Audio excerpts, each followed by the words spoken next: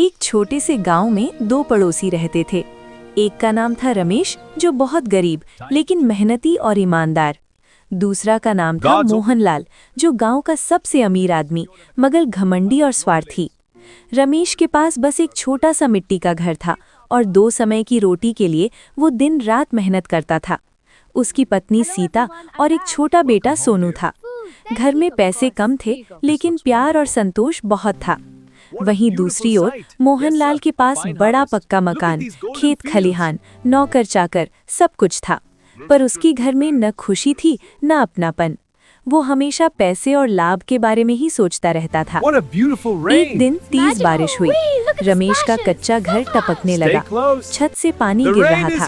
रमेश और उसका परिवार भीगते हुए भी हंस रहे थे। सोनू बोला, पिताजी, हम अमीर कब बनेंगे? रमेश मुस्कुराकर बोला, बेटा, जिसके पास संतोष है वही सबसे अमीर है। उसी समय मोहनलाल अपने बड़े घर की खिड़की से ये सब देख रहा था। उसे आश्चर्य हुआ कि इतनी गरीबी में भी ये लोग हंस कैसे सकते हैं। कुछ दिनों बाद गांव में अकाल पड़ गया, फसल खराब हो गई। मोहनलाल के गोदाम में बहुत अनाज था, लेकिन उसने किसी की मदद नहीं की। रमेश ने जो थोड़ा बहुत बचाया था उसे जरूरतमंदों में बांट दिया। गांव वाले उसकी दयालुता से बहुत खुश हुए। एक रात मोहनलाल के गोदाम में आग लग गई। सारा अनाज जल गया। वो रोने लगा। अब उसके पास कुछ भी नहीं बचा।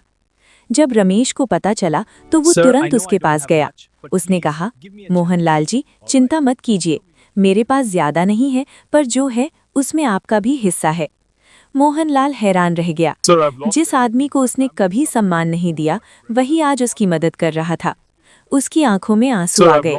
उसने कहा, रमेश, आज समझ आया कि सच्ची अमीरी पैसे में नहीं, दिल में होती है। उस दिन के बाद मोहनलाल बदल गया। उसने गांव वालों की मदद करनी शुरू कर दी। धीरे धीरे गांव फिर से खुशहाल हो गया।